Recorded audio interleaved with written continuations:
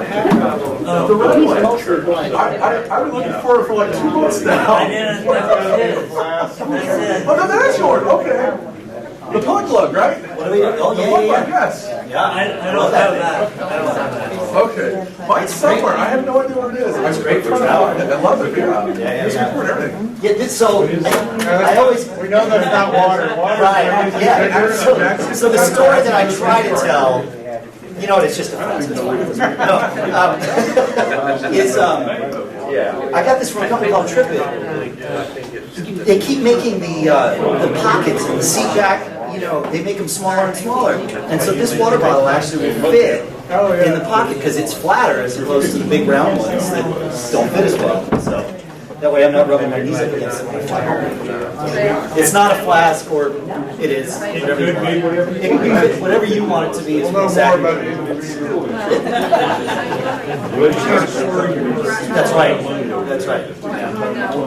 You pass around and grab some pictures. That's right. No.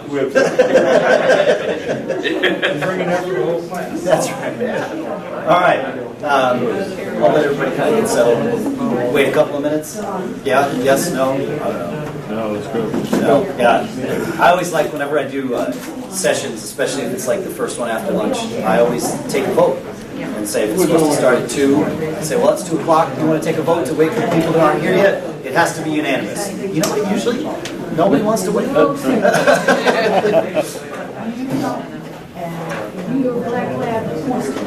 As the airplane, Yeah. Well, yeah. flying my airplane tomorrow. Do you know you apply? What do you find? What do you got? I do Air Force here, DC. Cessna 182. Yeah.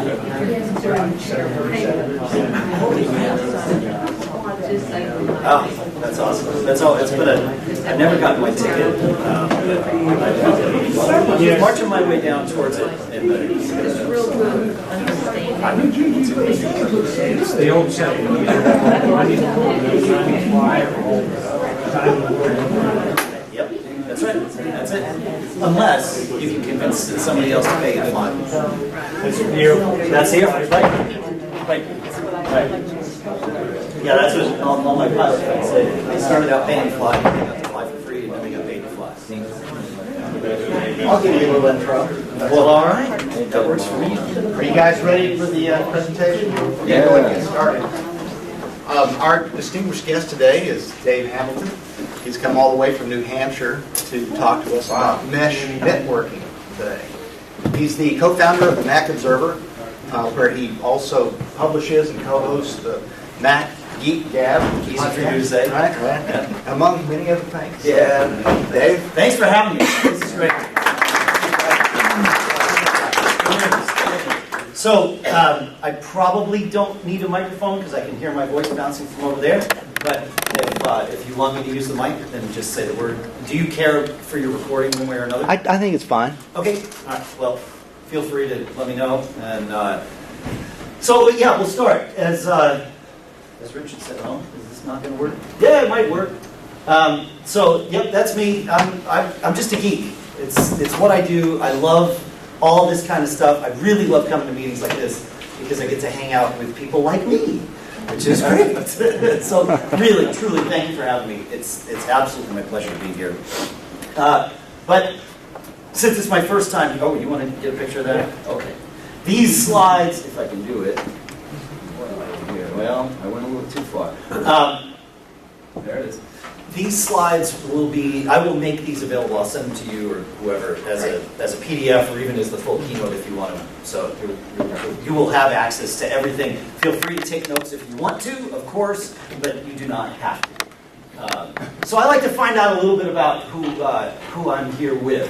So, it's a stupid question. Is there anybody here that doesn't own a Mac? No, see, that's okay. Right, yeah, okay. Yes. Yeah, it's all right. There's nothing wrong with that. Let me call my. We're a welcoming bunch of Mac users in general. So. Has anyone owned a Mac for less than a year? All right. Well, more than 10 years. fun. All right, keep them up if it's 15. Yeah, 20. All right, look, the Mac's only been around 33 years, right? So, does anybody go all the way back to 84 with the Mac? Yeah. Yeah. Yeah, awesome. That's great. 85. 85, okay, yeah, all right. So you guys want to come up and do this, and I'll just sit and enjoy it. How many of us are geeks? Yeah, all right, that's okay. Geeks in training? Yeah, all right, good, good. Yeah, then we're all together here. How many of you are network administrators in your own homes? How many of you actually enjoy that job? Just me. Well, there's a few of us. Okay, it's a sickness. We've got a club. We've got jackets. It's fun. Where are we here? How many of you are already using some sort of a mesh network at home? None. Define mesh for us so I understand it. I will. So let me come back to that. All right. Yeah, and this is a great time to talk about our question policy. I am the keeper of the question policy. But it seems like we've got a pretty good group here. I am totally fine taking questions as we go. I completely reserve the right to change my mind on that, depending on how early you all get. And I may sort of buffer the questions. You know, if we've got too many going on and there's more to get to, I'll pace us. So please don't take it personally if I ask you to just hold your question and just keep going. We will come back to things at the end. I'm here. My flight's not till 6:30, so I have a captive audience for you all day. So what we're going to talk about here is, you know, I know we call this the session on mesh, and we will talk a lot about mesh. But in order to get there, we need to learn how to choose a router today. That's really the question, because some of you may not need mesh, and that's okay too. So we're going to talk about how to choose a router, specifically what technologies and features matter for you. And then we will define what mesh means and whether or not you need it. Hopefully answer that question for you. What we're going to decide is what router is right for you and why. And then, like I said, whatever you want, because I'll take the questions and I'm happy to do that. And you know, we'll try and keep the questions on topic while we're going through it, but at the end, if we have time, I'm totally fine playing Stump the Geek. I'll try to answer anything, and I'll keep a smile on my face. All right, so let's talk about the initials, because there's lots of them, and there's even more coming, more than what I put up here, but I've got the initials AC, N, G, B, A. There's actually AD is now out, sometimes called YMAX or YGig or something, I don't know. Keep changing it. Really what these are, in the end, are speed protocols, if you will. So the maximum that you'll get with 802.11b is 11. I know it barely made a note on the graph. Do you guys see the same chart over here? You do. Oh, look at that technology. All right. 802.11a and 802.11g both max out at 54. This is with full signal strength on any one of these, and this is going to be important. N goes 150. I'm lying to you. For anybody that knows why I'm lying, it's fine. I know I'm lying. Bear with me. We'll get there. But for the sake of this, N maxes out at 150, and AC maxes out at 433. So, and these, again, are at maximum signal strength for any one of these protocols. They each describe a different speed, and then also have different distance characteristics and also congestion characteristics. The takeaway here is that if you're buying a router today, buy one that supports 802.11 AC. Don't get anything less than that. Your devices, I have my little notes over here that I'm way too blind to see. The iPhone 6 and later, Max 2013 and later, the iPad Air 2 and later all support AC. But the good news is, if your router supports AC, it also supports everything backwards compatible before that. So get yourself an AC router if you're going to bother to buy one today. That's the takeaway. And then comes in the question, and like I said, we've got some things that are supposed to be boring that we have to learn in order to intelligently pick a router. So I'm going to try and make my excitement your excitement about this. 5 gigahertz versus 2.4 gigahertz. Here's the thing. 2.4 gigahertz has longer range, and it supports 802.11n, G, and B. 2.4 gigahertz is what we've been using forever with our wireless networks. And then 5 gigahertz came into play. 5 gigahertz is naturally a shorter range just because of physics. The higher the frequency, the wider the bandwidth can go, but shorter range. But that's not to say that 5 gigahertz is short range. When it came out, everybody said it won't go through walls. Guess what? It goes through walls just fine. It doesn't go through walls as well as 2.4, but it goes through them just fine. And here's the deal. A lower signal on 5 gigahertz AC, remember AC went all the way up to 433, and N only went up to 150. So even a half signal on 802.11 AC would still be faster than a full signal on 802.11n, right? If we go to half here, we're still faster than this. So yeah, 5 gigahertz doesn't go through walls as well. Well, if you've got an AC router, you're still doing better with a 5 gigahertz connection. This got to do with internet, right? Inside the house. This is, yeah. Not from the internet. where Not the from the maximum internet, right. 130 gig. I was just going to say, right, yeah, that's exactly right. Intranet. Inside the Intranet. house. And the idea is to have the best connections you can have inside the house to take advantage of that which comes from the outside. Does that make sense? Yeah. Okay? Yeah? Yeah, cool. Sure, my pleasure. Yeah. All right. So 5 gigahertz, even though the signal strength might be less, can still be better. The takeaway is to get a router that supports both. There's no reason to buy a router that only has 2.4 today. And if you took my first takeaway and got an AC router, well, we know only 5 gigahertz supports AC, so that's what you'd be getting anyway. Dual band router is the minimum that you want to get. Okay, let's talk about how this works though. We know that given the right scenario, 5 gigahertz would be better, faster anyway. How is it decided which radio to use? Well, your Mac and your iPhone do it solely based on signal strength. They take a look, what are the radios that they can see? You have your little list that you can configure in your system preferences as to what network names you want to prioritize, and after that it says, I'm just going to go get the highest signal that I can. Which means sometimes your phone and your MacBook will choose the 2.4 gigahertz network, even though 5 will be faster based on where you are. They don't know that. They are clueless as to what the router knows. And so, band steering is another thing that we want to make sure we use. I know this stuff could be boring. What it means is that the router helps your computer, helps your iPhone choose what network it wants to be on. You use one network name, and the router helps decide which radio. And this is a great little diagram here, because you can see the 2.4 gigahertz is purple, the 5 gigahertz is green, the router is sending out both, and in a general scenario, what you're going to have is this thing on the right where 80% of the clients are going to choose the 2.4 because it will be the strongest signal available.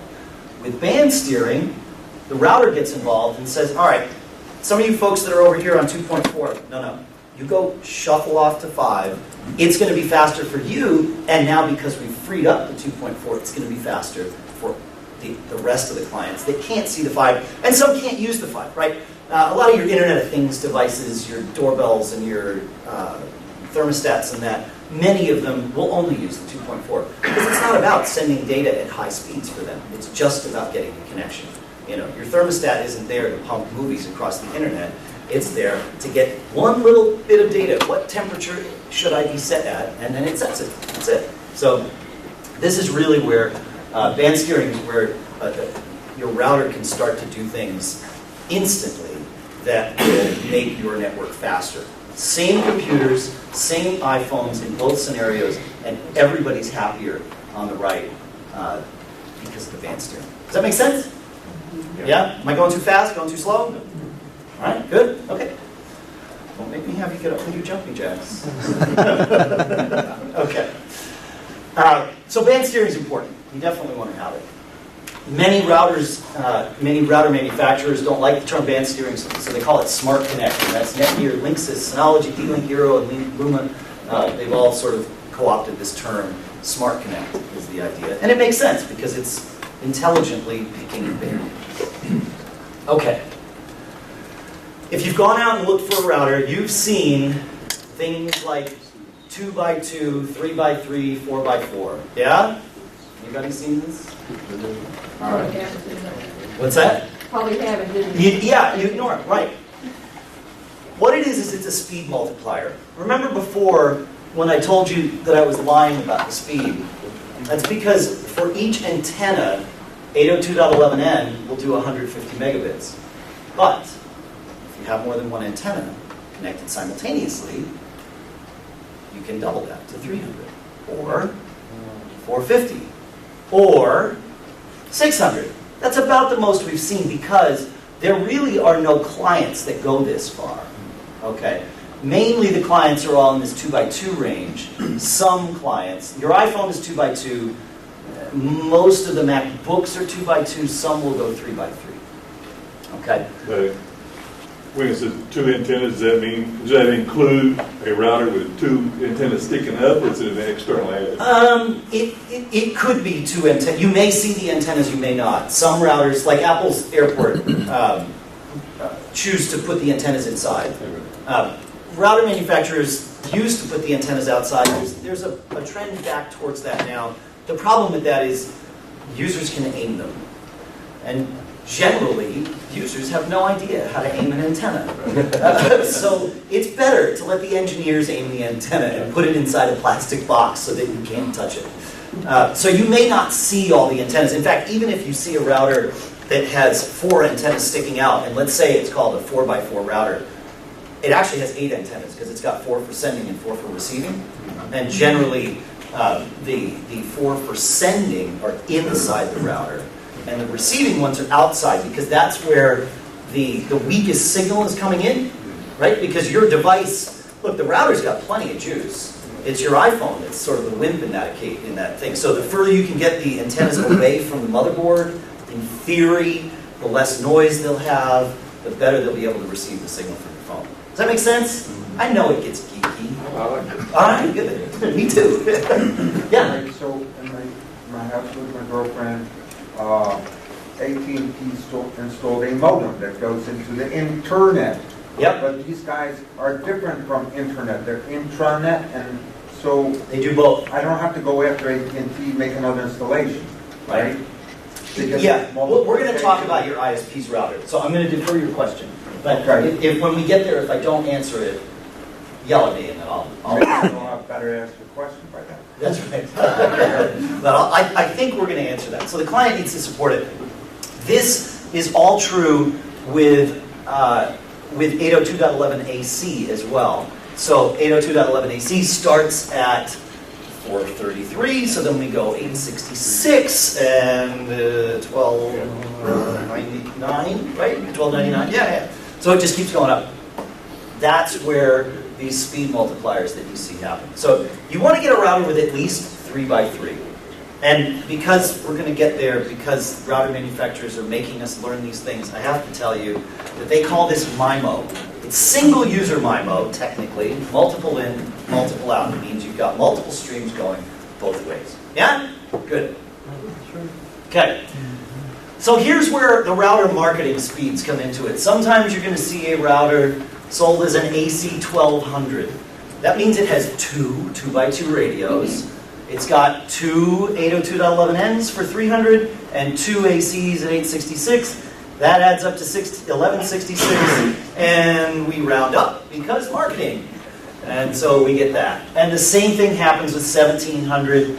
You get 3 radios for each. That gets you actually to 1750, but marketing, some people will call it 1800 yet. What units are those? We look at. Oh, sorry, megabits per second. Yes. Sorry, I had that on the, you're right, it should be here. Yeah. Yep. Speed is measured in megabits per second. Ethernet, just so, general Ethernet, what we call gigabit Ethernet these days, which is probably the most common Ethernet, goes at effectively 1,000 megabits per second. So, not quite as fast as Ethernet on any one of these, but starting to get close. Yeah, and this, these are, best in case scenarios. You're not quite going to get there as your signal strength goes down. So does your speeds. AC 1900 would have a 4x4 2 gigahertz radio and one 3x3, and that gets us from 600 to 1300 to 1900. It's just math and then marketing. And the higher the number that they can put on the box, the higher the other number they can put on the box. Generally, but that's not always true. We'll talk about some of my favorite routers. Again, these are router speeds, so your phone is not going to be connecting to both, even in a 1200, your phone's not going to connect to both the N and the AC radio. It's going to pick one. So this is the speed of the router as a whole, not the speed that you're going to get a client to it. Generally, I mean, you can rewire things out of the box. This is what's going to happen. Let's talk about beamforming. Anybody heard that term when it comes to routers before? Yeah. So does anybody understand what it means? No. Okay. So the idea is, let's say we have a 3x3 router here. Where are we? Where's my little light? There we go. We have a 3x3 router, which means we have 3 antennas. I put them on the outside for the sake of our discussion here. And then your computer has 2 antennas in it. So it's going to pick 2 of the antennas on the router to connect to. And it's picked the middle one and the far one. Well, the router might, in its infinite wisdom, and in this scenario, its wisdom is pretty much infinite compared to the computer. It might decide that that's better.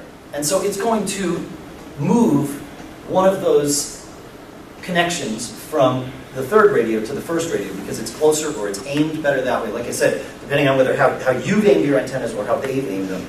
And so you can have this scenario where, it's going to bounce it back and forth. That's beamforming.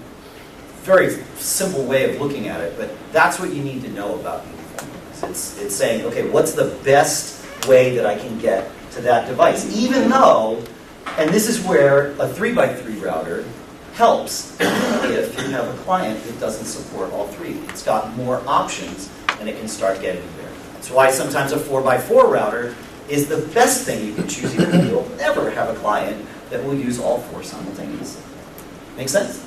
Yeah? Okay. Choice. What's that? Choice. Choice. Choice matters. Yeah, it does. Option, not obstacle. That's right. Okay, so that's what we call MIMO. Multiple streams happening at the same time. Multiple in, multiple out. Single user MIMO. And now we're going to talk about MIMO. I know, it's a snoozer. Bear with me on this. So here we have our crazy little router. And we have 2 devices. So what's going to happen is it's going to talk to that device. This is how wireless works. It's going to talk to that device, and then it's going to talk to that one. And then it's going to talk to that one, and then it's going to talk to that one. It never is going to talk to both at the same time unless you can support MIMO. And now it can take this third multi-user, it can talk to both simultaneously. Single user MIMO, have you heard about, has anybody heard the old adage that if you have a slower client on the network, it slows everybody else down? Okay, the reason for that is this. If you've got a slow client and you're bouncing back and forth between, let's say the bottom one is a slow one and the fast one on the top, if they each get send an equal amount of bandwidth, it's going to take this one a lot longer before it gives up its range and lets this speak. And so that's why devices can slow you down. So this whole concept of multi-user MIMO is great. It just sort of eliminates all of that. Guess what? Neither one of these Apple devices support multi-user MIMO. It's just the way it works. Apple has not built it into their products yet. I'm not convinced that they ever will. But this concept of multi-user MIMO is going to come back to help us. I promise. I didn't just take this detour for no good reason. So you don't really care because generally, if we're using Macs here, your clients don't support it. And here's the thing. Even if you had, let's say, one Windows machine that did, it still wouldn't work with it because all the clients that are connected have to support it. So we will never get there because there are better technologies that will leapfrog us before we get there. So don't worry about it. You're going to see router manufacturers saying, we support MIMO. That's awesome. Great for you. It's not worth an extra penny on the price tag. It's fine if your router does it. You won't use it. Okay. This is the hardest concept that I have to explain to you today, but I think I got it.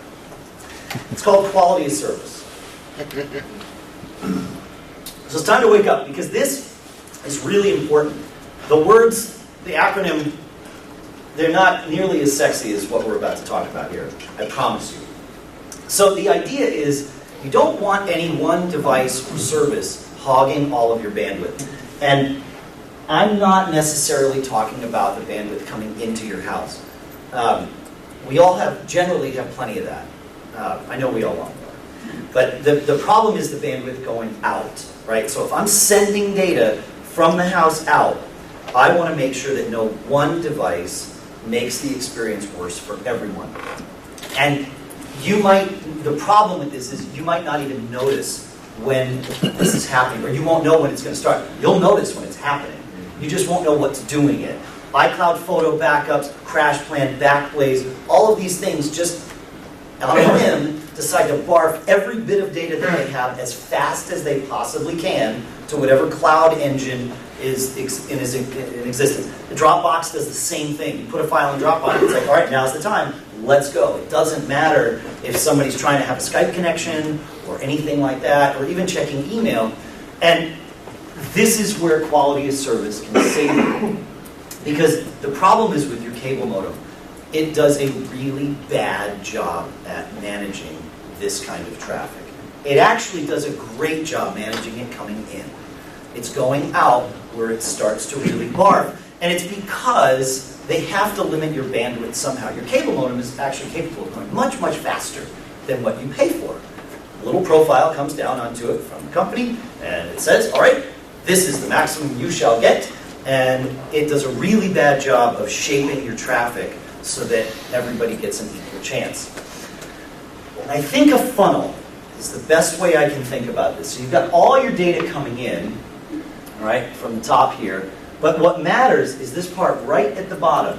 Things only go out at one speed or slower. Obviously, if you're not dropping little balls in, nothing's coming out. But no matter how many you're dropping in, they are going to come out at one speed. That's great when you're filling up a measuring cup, but not so great when you're talking about your internet. The problem is that funnel is just a picture I found on the internet. It was very kind. It doesn't really describe how terrible your cable modem is. So I made this really ugly funnel. And here's what happens. When we're putting data in, if we're putting it in at a speed that is equal to or less than the speed that it can come out, everything's fine. What happens, though, is when we put more data in, and now it starts to spread around, it gets even worse. Because anybody that's not in the middle gets sent back up to the top. If you come in, if a packet of data comes in, and it's supposed to go all the way out, if it doesn't make it out on the first attempt, it gets told, go to the back of the line. Yeah. So think about that, like when you're queuing up to go and watch a sports game or whatever. If you didn't make it, like you have to walk at a fixed speed, and if you can't make it to the gate, then guess what? You go to the back of the line and you walk at your fixed speed again and hopefully make it to the gate. Because of that, you need your router to do this for you and make sure that you're only sending balls, in this funnel case, to the cable modem as fast as it can take them and no faster. What that means, though, is your router essentially has to take this big table's worth of balls and grab them one at a time and throw them at your cable modem, right? This is why you need a router with a fast CPU, because it needs to look at all this stuff and say, okay, hey, wait a minute, that's a Skype connection. Let me get that first. All right, and I'm going to get this email thing, and then, all right, I have time, so a couple of packets from Dropbox. That's great. All right, now Skype connection again, some more email, and then I can take the iCloud photo library because I've got a little bit of extra time. And so that's what needs to happen. I mean, that literally is what QoS does in your router. And this is why it's important. In fact, I would say the more bandwidth we get, the more important this becomes, because you're going to start using things. The faster your upstream becomes, the more realistic it is to use a cloud backup service. 5 years ago, cloud backup was like, dude, it would take me 3 weeks. Now you can sort of do it overnight, but that overnight is kind of rough for everybody else in town. Especially if it's not overnight, especially if it is during the day. Or you update some file that's 5 gigs in size. And it's like, all right, well, now I need to back that up. Great. Well, you need something to manage this. That's QoS. Does that make sense? Awesome. Explains a lot, actually. Good. Right. That usually, when I finally explain QoS to people, they're like, oh, yeah, I've experienced that. Yeah, it sucks, actually. This is why QoS matters. So, you want this, and you want a router that does it well. Preferably, you want a router that does it without you even knowing. Because you don't care. Unless you're a gamer. And then you're going to want to have all kinds of controls over this, and that's cool. Because then you get to be a geek. But in general, you just want it, you don't even want to have to turn the switch on. You want it to be on when the router is running. So, we will get there. But now we understand why it's important. Thank you for bearing with me. By the way, Apple has never offered any sort of QoS on any router they've ever shipped, ever. Yeah? Good news, Apple is out of the router. The Airport Express is what you're talking about, their shipping rule. That's historically Airport Express, but now all there is Airport Express, right? Well, you can still buy an Airport Extreme. I don't recommend it. I mean, it's overpriced and is, as far as we can tell, a dying product line. Right? I mean, Apple hasn't said anything, but maybe they don't need to. Who knows? Remember Apple's display product line that you just stopped talking about and then suddenly showed you an LG display that doesn't work with a Wi-Fi router next to it?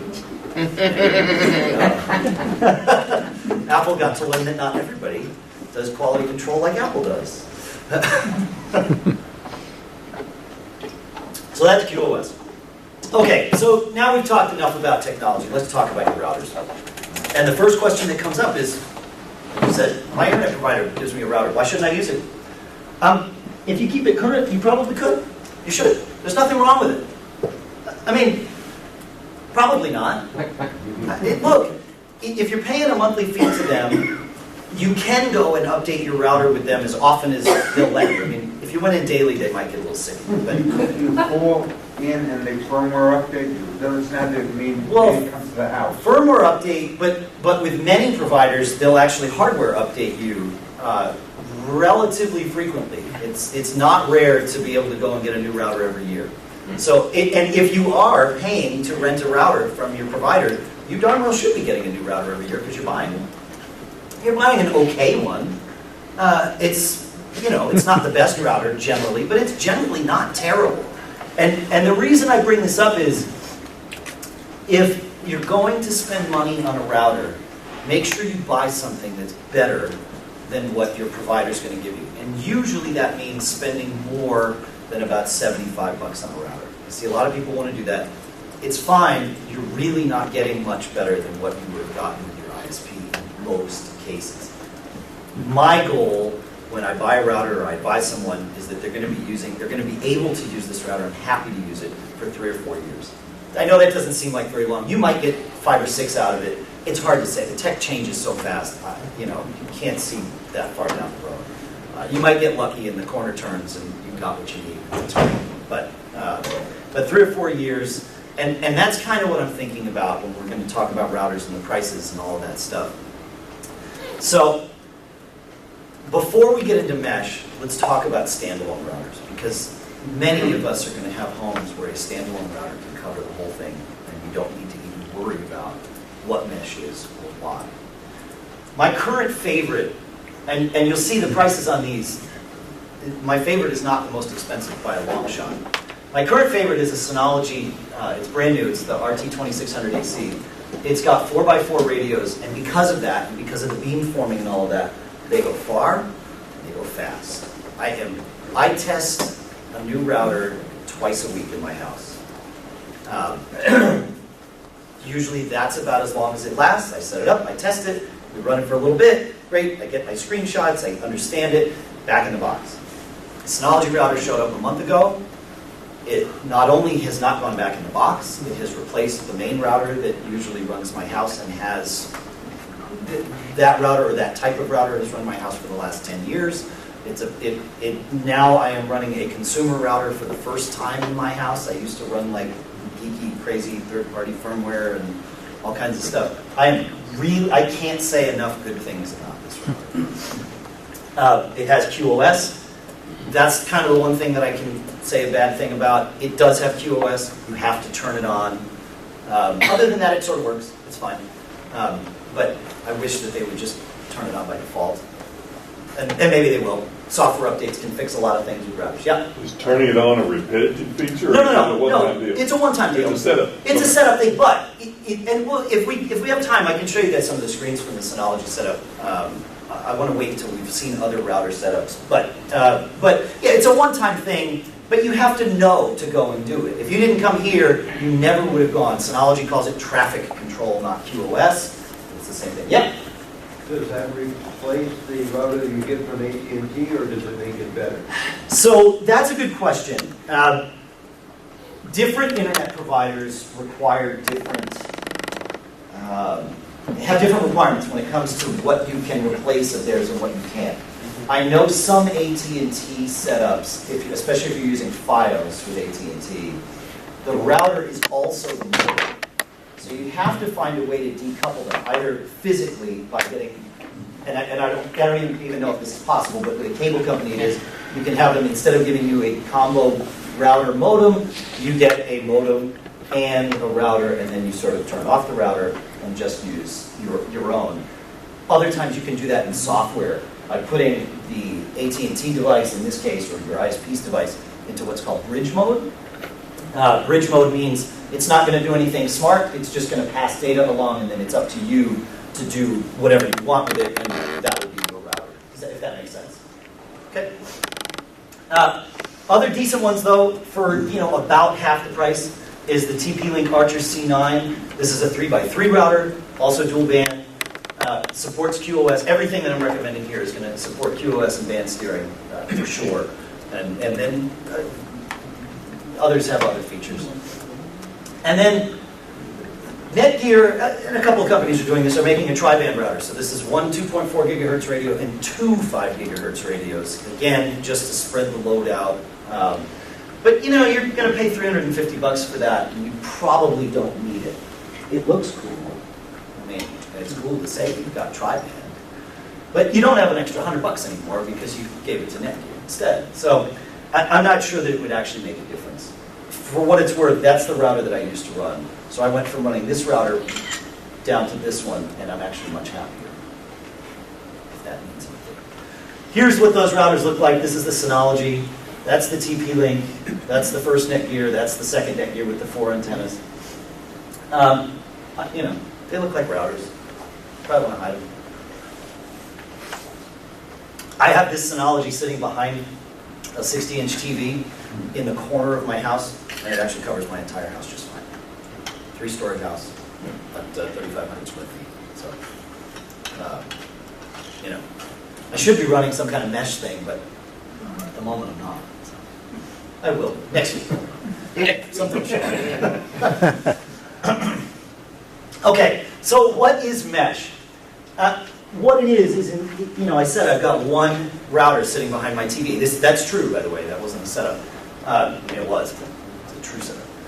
So the idea is that might not work for your house, and you might want to have multiple access points all working together, all with the same network name, so you don't have to think, okay, am I connecting to the living room network versus the bedroom network? You don't want to have to do that. You don't want to have to think about that. This is what mesh does for you. They all use the same encryption. Your devices, to say they don't know that they're moving from point to point is false. You don't know your devices are moving from point to point, and that's the key. It just works. You want to blanket your home in good, fast, and more importantly than fast, solid Wi-Fi coverage. Yeah? Is this going to be any different than just using extra airports as network extenders? Yes, in a sense. It's that concept. It's just taken to the next level because it's all managed from one spot. And with range extenders, the extender generally knows a little bit about the main router because it has to connect to it. The router does not know a thing about the range extender. All it sees is another client on the network that's getting a signal, right? So because of that, there can be no intelligence provided to this. And that is painfully obvious when you start to set up one of these range extender things. Also, with a range extender, usually, and you can sort of work around this, but usually the range extender has a different network name then. The Apples don't, right? But a lot of them, a lot of the third-party ones, you'll get whatever your if your network is Dave's network, it would be Dave's network -ext, and you'd have this extension. You're like, oh yeah, that's right. I'm in the playroom. I got to connect to the extension network. Right, that's for the birds. Nobody wants that. Yeah. We had this suspicion at one time, I don't know how long ago, that AT&T might throttle you if they saw that several people were using the network at the same time.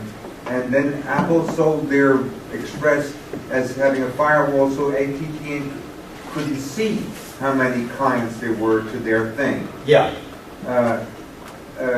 And does this thing going to screen AT&T from knowing how many clients you have in your intranet? So, no, nothing could do that. Well, it could if you ran a VPN.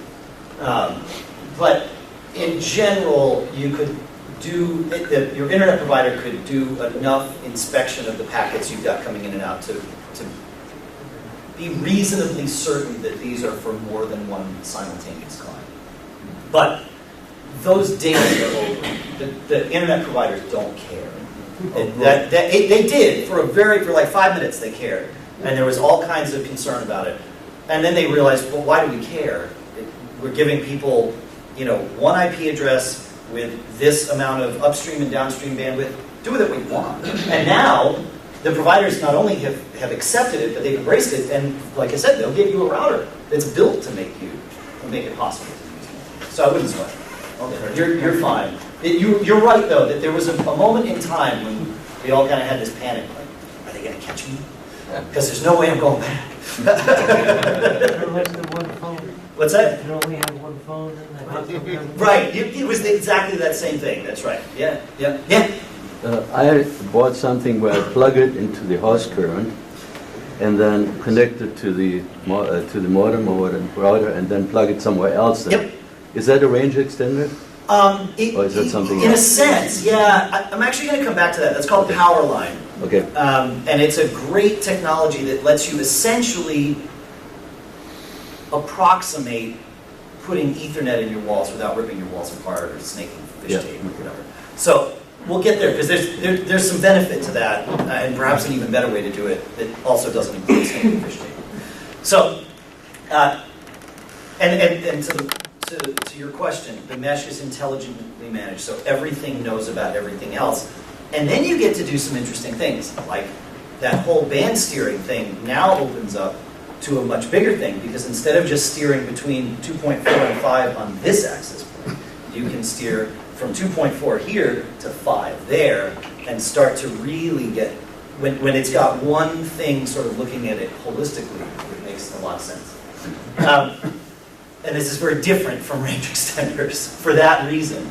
But it's similar. So here is, sort of a loose diagram of what, say, my setup is, where I've got one router in the corner. Now mine makes a bigger blue halo than that because I am able to get to other rooms, but that won't always be the case. And it sometimes doesn't matter how strong your router is. If you've got a refrigerator in the wrong spot, metal ductwork for your air conditioning, that is a huge, metal is bad.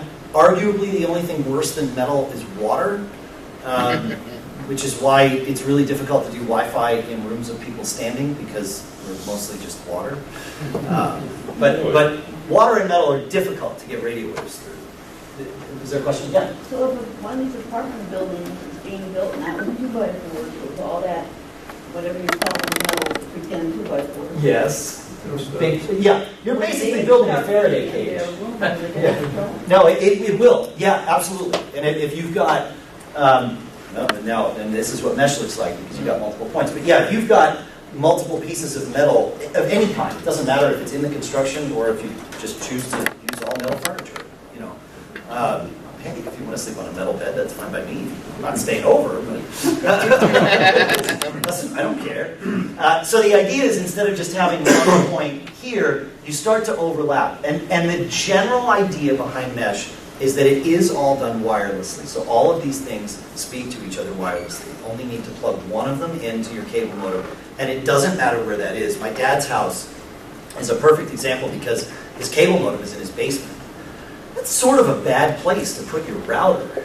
But I've got him running eero, which is one of the brands we're going to talk about here, and it spreads out. It gets enough. It hops from the basement to the living room, and then from the living room to the bedroom. And that's sort of the beauty of mesh. Is true mesh will figure out the best path for itself. So, in my dad's scenario where he's got one in the basement, it hops out of the basement and then from there to the bedroom. But if the bedroom were closer to the basement, like the bedroom might talk straight to the basement if that's a more efficient use of the speed, the wireless speed that it can get in the house. And the mesh network companies are all constantly updating their software to be aware of their environment and rejigger things based on what's going on. So it truly is enterprise-grade technology that you now can have in your house. It's a whole step beyond what your router, even the most advanced routers, have been doing, because they are working now intelligently with one another. Does that make sense? Okay.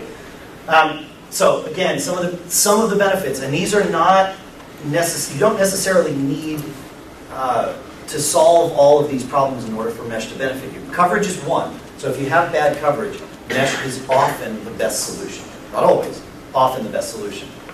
Separate from that, but also in addition to it, is multi-device throughput. If you have 3 people streaming Netflix in your home, which happens in my house with 2 teenagers and parents that might also want to enjoy something on TV, right now, your one router is the source for all of that. The wireless access point in your router is the source for all of that, right? It's got to beam, to one kid's bedroom, to the other kid's bedroom, to the living room, and it's doing that in a round-robin fashion because nobody uses that multi-user MIMO. I told you this would come back. Here's the thing. It can intelligently say, hey, wait a minute. I've got 3 people streaming Netflix.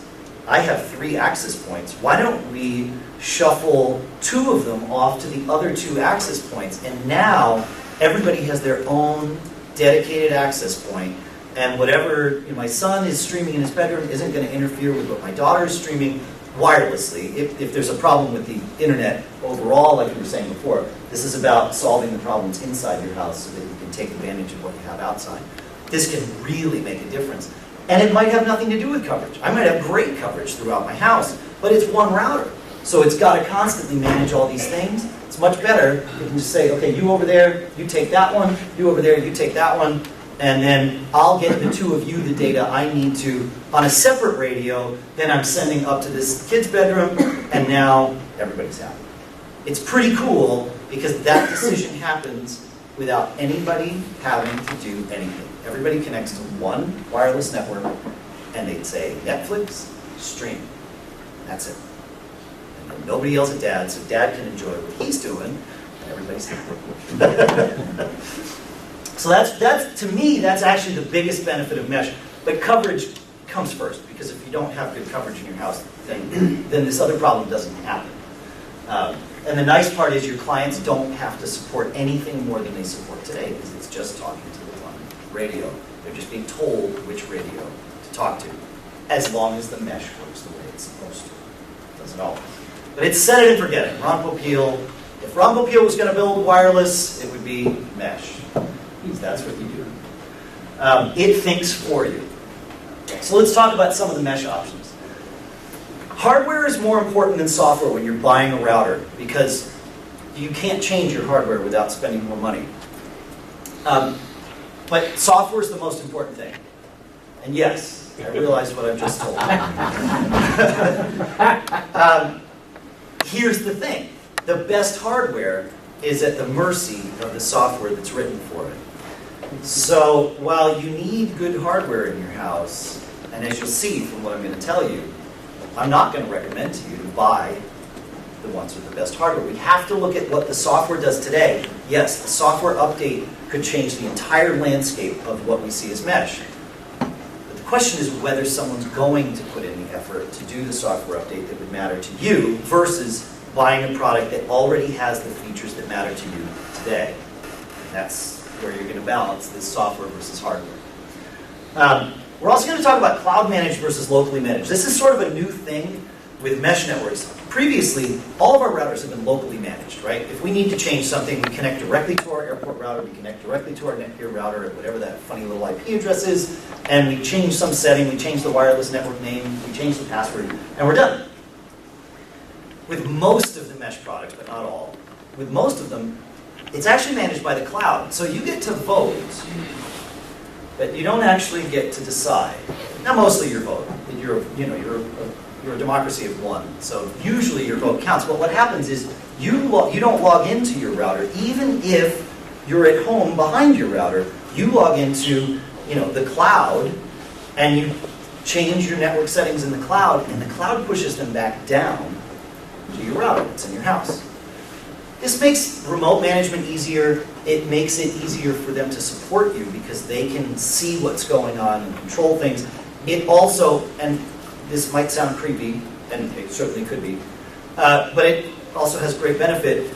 They get to see how people are using the product, and therefore future software updates, you get the benefit of what the mesh itself has learned in everybody else's home about, hey, look, if there's Amazon Alexa units here, or we've got Apple TVs, what's the best way to connect to those?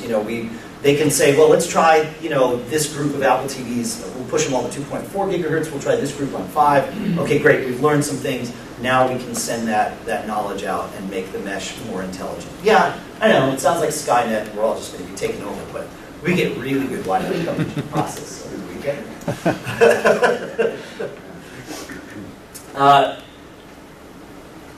Another feature that really matters when choosing a mesh is whether it will support Ethernet backhaul. I talked before about the mesh being everybody connected wirelessly. The mesh points all connected wirelessly, and they all work that way.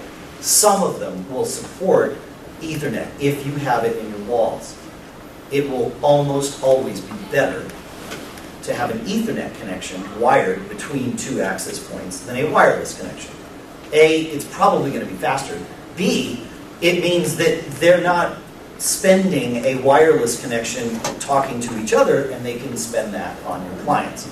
The reality is most of us don't have Ethernet in our walls, and it's irrelevant. But some of us have had to solve this problem before mesh came out. So we do have Ethernet in our walls, or some analog thereof, like Powerline or Mocha, which I'll talk about.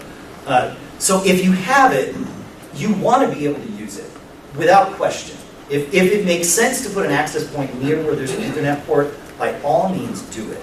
Do not just leave the port empty. And so it matters whether you have a mesh solution that supports Ethernet. It seems like they all should. They don't. And there'll be some surprises here. So I mentioned eero before. They are my current favorite. They're not the cheapest. In fact, I don't think you could buy a mesh setup that costs more. But they are the oldest mesh in the market. That means they're about a year old in terms of being out on the market. Right. But so this matters. And when it comes to software, eero has some of the best because it's so mature. It's dual band mesh. It's only 2x2 radios. You noticed before when we were talking about routers, I said make sure you get yourself a 3x3. Well, the eero comes in a 3-pack. So you're getting 3 2x2 radios, which is really 6x6 as your clients get spread around the house. And that's where this really starts to matter. So getting lost in the weeds of what's that? Technicality? The technicalities of it. Yeah, when I first found out eero was only these 2x2, I'm like, I'm not even interested. And they're like, well, you might still be. And as it turns out, they were right. Their software is very mature. It updates all the time. In fact, I took some screenshots the other night. You'll see that it's telling me that there's a software update for my dad's house, which I did. I just didn't want to lose access to it because otherwise I couldn't have gotten the screenshots for today. It does support Ethernet backhaul. This is what the units look like. Can I bring them up here? I think I can. It does have QoS built in, and it is automatic. I don't even know that you could turn it off. It works really well. Does everything that it's supposed to. It truly is, at the moment, the best in class. It's not the best hardware in class, but it's the best solution in class because of their software, because of their commitment to what they're doing. But it's not cheap. It's $4.99 for a 3-pack. That's 3 not short. separate units. What's that? 3 separate units. You get all 3 units for $4.99. Yet for most homes, that would be all you need.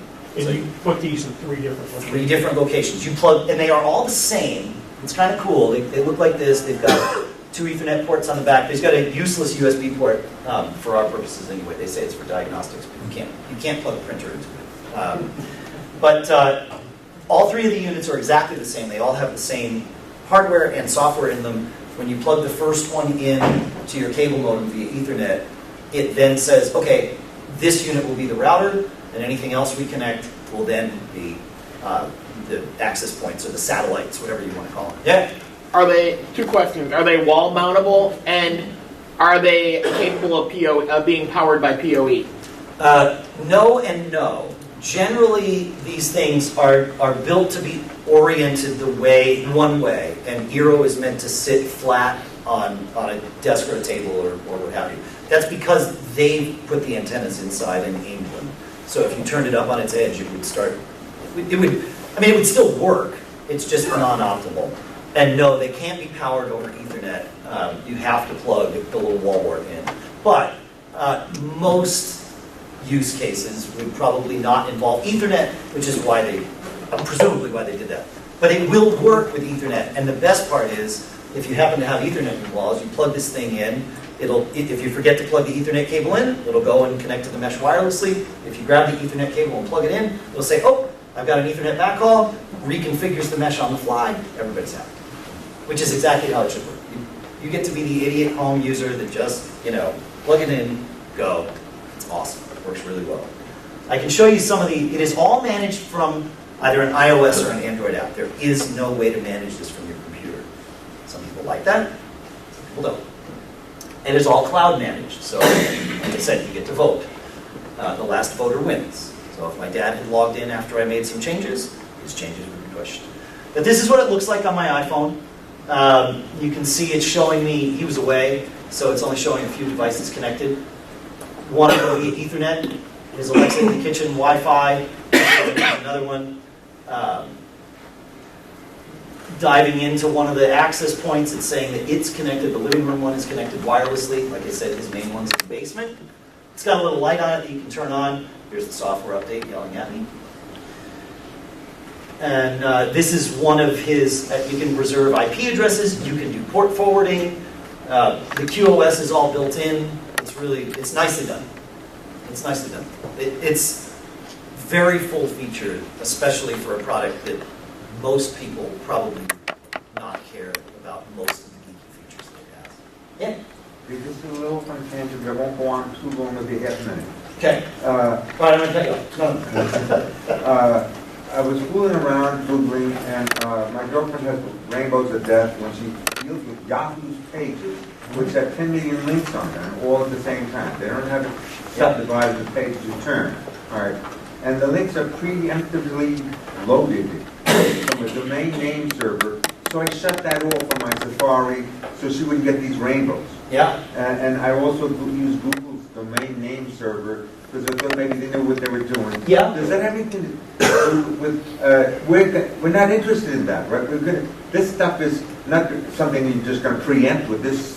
Well, this would essentially be transparent to that. So it would or would not solve your problem. I think that problem is a separate issue. It sounds like probably either a slower machine or one that needs more RAM. I think that she has my old Mac. Yeah. All right.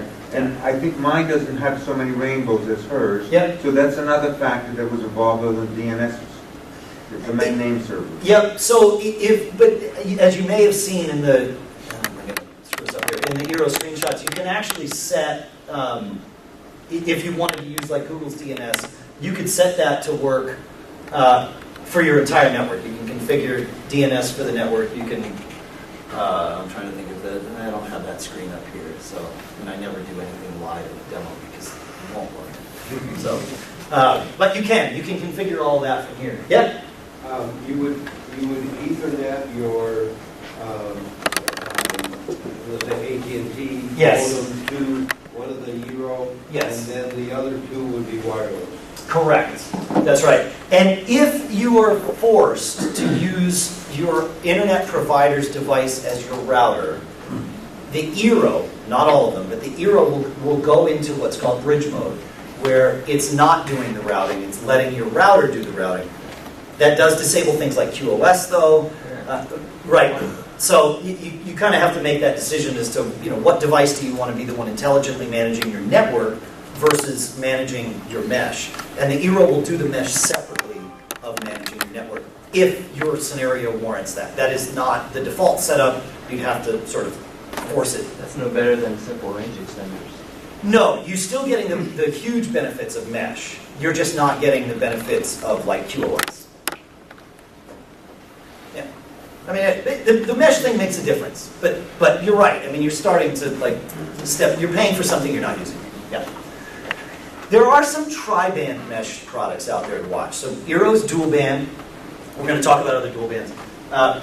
The tri-band stuff is interesting. The Netgear Orbi, it's $379 for a 2-pack, which seems odd, but because of how strong their radios are, especially the radio that connects the two routers, it actually can be quite fast. It's got a separate 4x4 band to go just between the two devices. So in effect, that's like your Ethernet backhaul, and then they both have two radios free to talk to the client. So there's this third radio. I've never seen a wireless radio go as far and as fast as this one has. I should have put a diagram in, because I sent it to somebody. My house is, I don't know, it's about 60 feet across. The main eero was at one corner of that house, and then 70 feet across the driveway is my office, which is 20 feet deep. And so going through the house, across the driveway, all the way to the back of the office, the eero is the only device that would see the Orbi is the only device that would see its other mesh partner, and was getting about 150 megabits per second across that link. Now this is a non-optimal setup by a long shot. And it's still just like rock solid, never cut out, worked great. Only 150 megabits, but still, we're going across a link that no one would, they would not advise you to buy it for this. So they're doing something very special with what they're doing. And it's these 4x4 radios, they make a difference.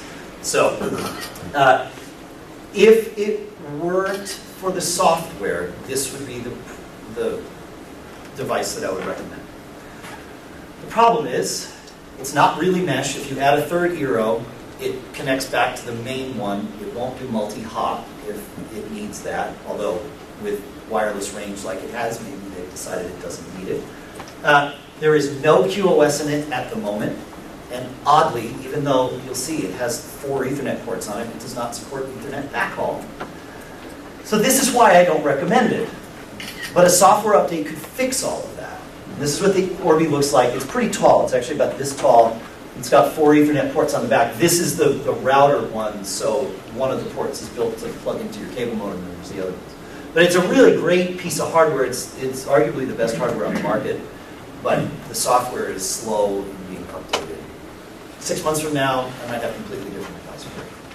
But today, if it serves what you need, and you're okay with Netgear, and I don't say that to be loaded, that's the decision you have to make. Do you believe they're going to update the software in a way that you would want? I've talked to the product manager. I think they are on the right track. If he has his way, yes, but Netgear's a big company. A while back, I learned there was a pair of things. Yeah. There's object-oriented programming, and it's a formal description of something. And then this network stuff is supposedly the intuitive side of the same thing. I don't Wouldn't necessarily call networks intuitive. that concept that got long ago. Let's come back to that. Okay. Because that might get a little more philosophical than we. I want to finish up this first, and then we can. Yeah. And I'm not sure I would call networks intuitive. I think it's radio, so we don't quite know what's going on, even in the best scenarios. But so this is some screenshots. The Orbi is locally managed. It's a web interface, and it's got a lot of different features. It just doesn't have. You'll see right here. It says QoS setup. All it does is a speed test right now. So does that mean QoS is going to going to be implemented further? Okay. They say off the record. They say yeah, but that's off the record, which means they're not going to commit to it. So There's another tri-band one that just came out, the Linksys Velop. It's a 3-pack, $4.99. It supports all topologies, so it'll do mesh, it'll do star, it'll do Ethernet, whatever you plug in, it will work with. It doesn't have QoS, and it's less than a month old, and I've had really bizarre speed issues with it. It just doesn't make sense. I can plug all of these mesh things, by the way. Let's say you have a device, your DVD player, and it needs to get on the internet, but it doesn't have wireless in it. If you put a mesh point near your TV, you can then plug your DVD player into its Ethernet port, and it will bridge that across the network. So it allows you, and if a lot of these only have 2 Ethernet ports, you could put a switch, an Ethernet switch on there, and have 6 Ethernet devices connected. So these things really do sort of allow you to reach out into different parts of your home in a really simple way. I did that kind of a test with the Linksys stuff. I was able to get great connection when things were plugged in via Ethernet. As soon as I plugged in something Wi-Fi, the speeds went to like a third of that for no good reason, because it has 3 bands, and so it should be able to manage it. Again, software presumably can fix this. I don't know what the problem is, so I can't really say for sure. But I like what they're doing. I really can't recommend them, but I wanted to acknowledge it because they're putting a lot of effort into marketing this. And it could be a very good thing. Belkin told me that this product is the reason they bought the Linksys brand 3 years ago when it was in development. So clearly they see some value in this. Whether they can squeeze that value out of it for us, we'll see. Let's see where... And they look cool too. The cables all plug in. These are little towers. They're all maybe this tall. The cables all plug in on the bottom. And it actually comes, the power cable has a little bend in it so that it's built to do this. All the cables kind of fit right in through here. So, it goes pretty deep, so Ethernet cables work, and it stands up nicely. It's all fun. So you need this cable. What's that? Until you need to replace the cable. Yeah, right. It is Wi-Fi, or it is managed with an iOS app, and other than the dark interface, it kind of looks the same as the eero app. It's decent. It's got decent features, but like I said, no QoS at the moment. So there are a couple other dual band mesh products to watch. The Google Wi-Fi. This is an interesting one because it is the fastest of the dual band mesh that I've tested.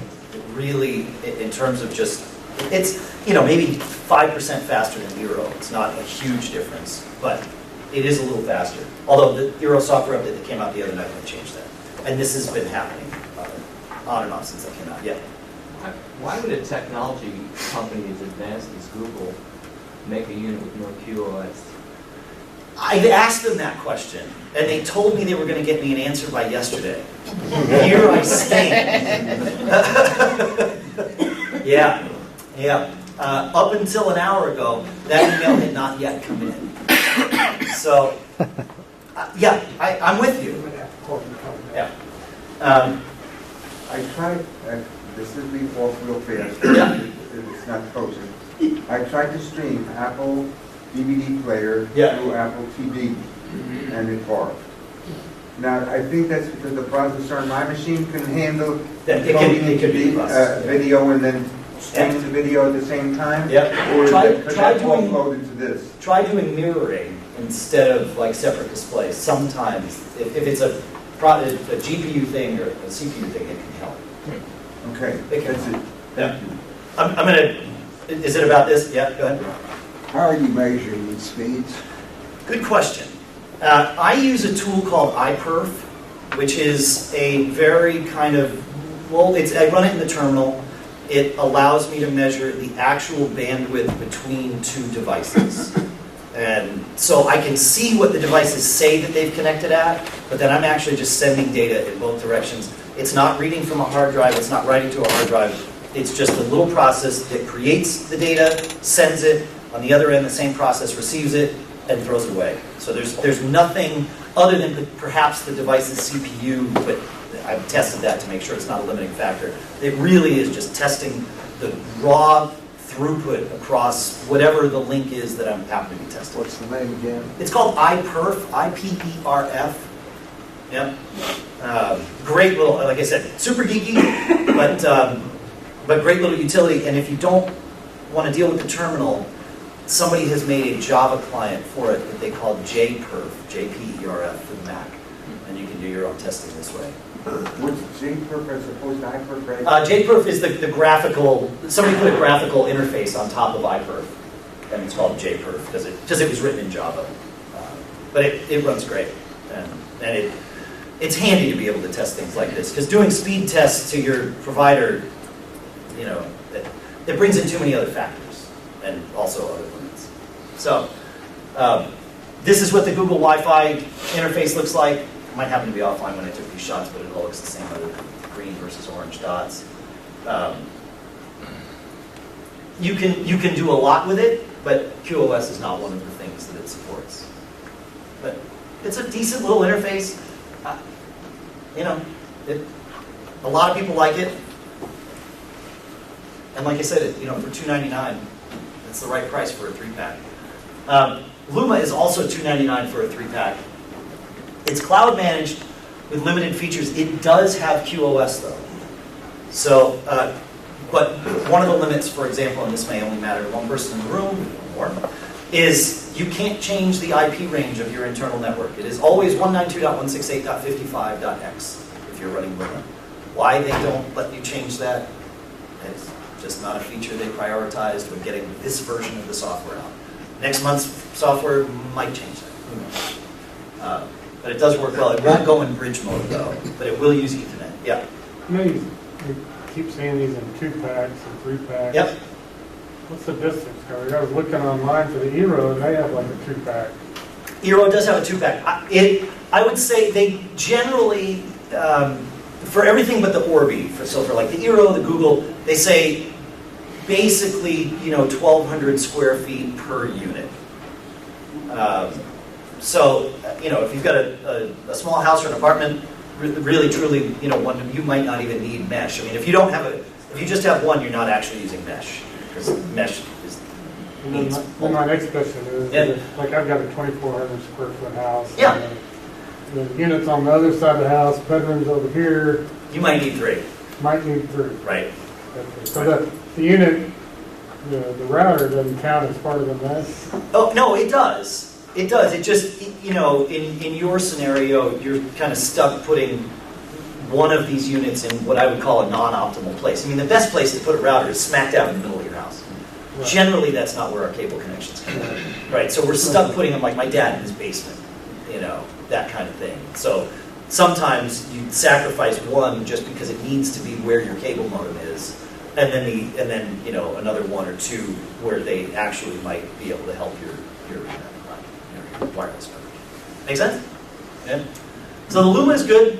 This is the interface again. You know, quite similar to what we're seeing from the others. It is all iOS managed. Ubiquiti is amplified. So Ubiquiti is an interesting company. They offer a 3-pack for $349. Ubiquiti has been doing mesh.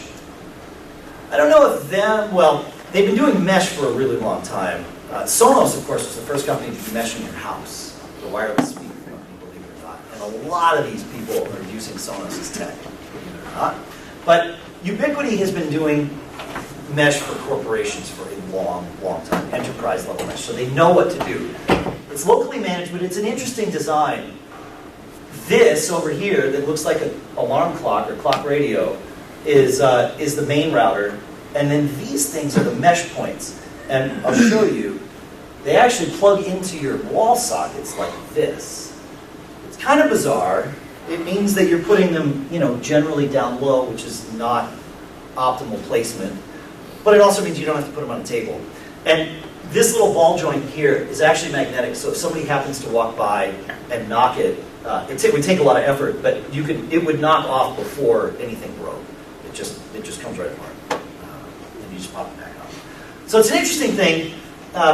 Ubiquiti knows how to make router software. It's just this design is a little, I don't know. It's a little funky, yeah. But you know. So here's Does it kind have of the, QoS? what's that? Does it have QoS? It does not have QoS at the moment, which is, again, just a bizarre choice, but software could change that. They all have CPUs fast enough to do it. So here's kind of our roundup of all the mesh stuff that we've talked about. Everybody's got 3 units except Netgear. Only 2 of them currently support QoS. 4 of them support Ethernet. Amplify can't because there's no Ethernet ports on those things. When I say Ethernet here, I mean Ethernet as a backhaul. They all support Ethernet clients.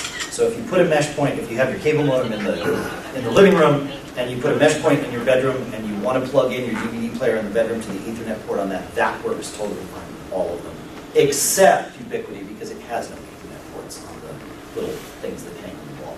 eero's $452 on Amazon. I was just going to say, these are their list prices, so you can save $50 on eero on the 3-pack from Amazon, and that's with Prime shipping. Yeah. Right? Yeah. So, crazy stuff.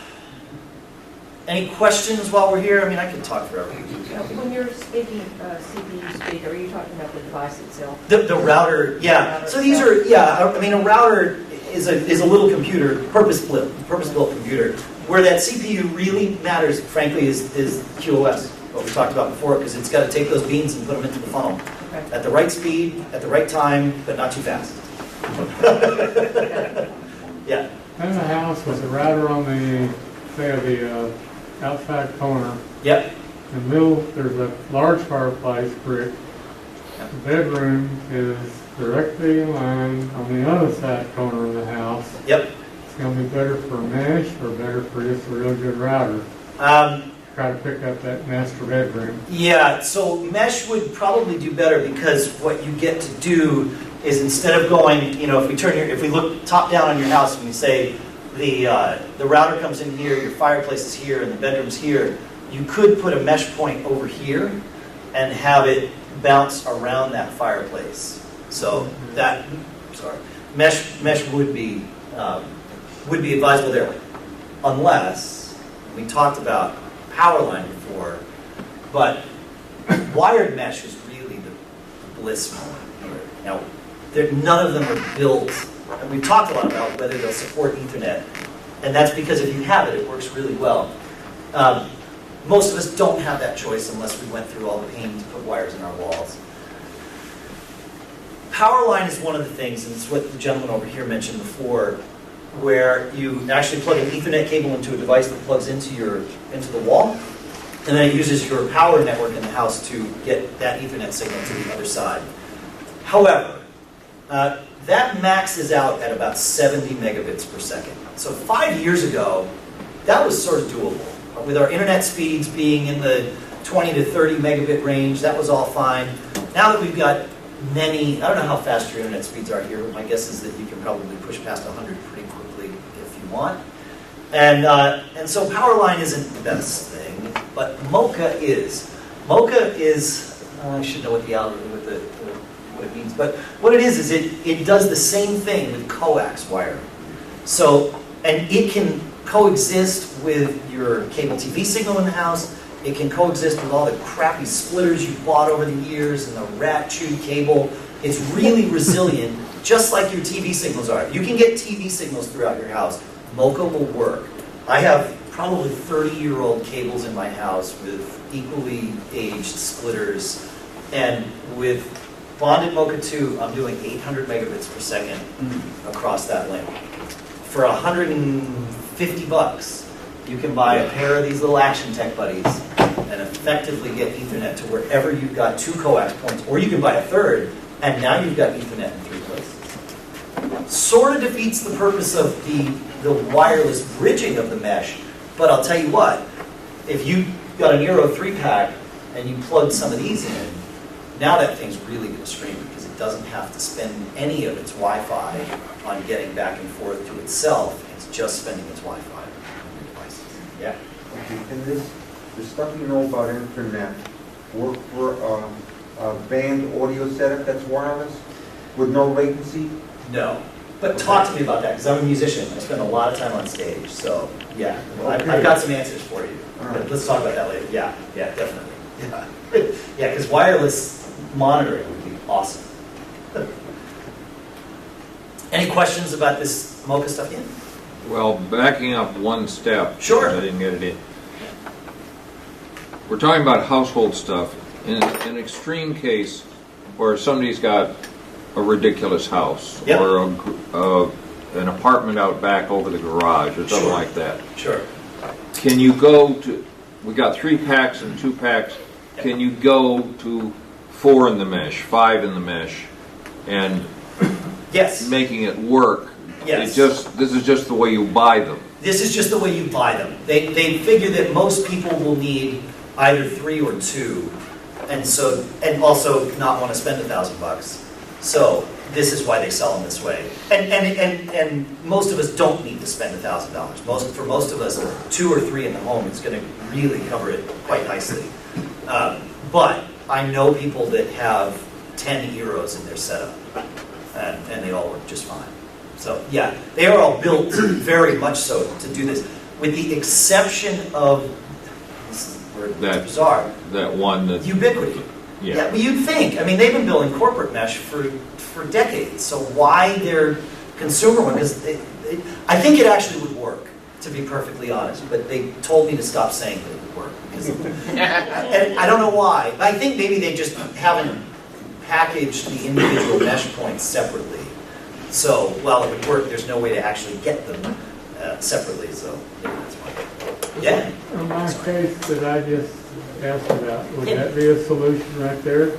Yes. Get it back to the bedroom? Yes. If you've got coax in both places, this would be the first thing I would recommend for you. Right. Yeah, because now you really have, instead of just having one sort of source and then other echoes, this allows you to have 2 sources. Right? You'd have one where the cable modem comes in, and then one in the bedroom where you've got the other end of this Mocha thing. Yeah. I'm trying to run the Apple TV in the bedroom. Yeah, do this. Yeah. It's worth I think it's just north of 150 for the pair.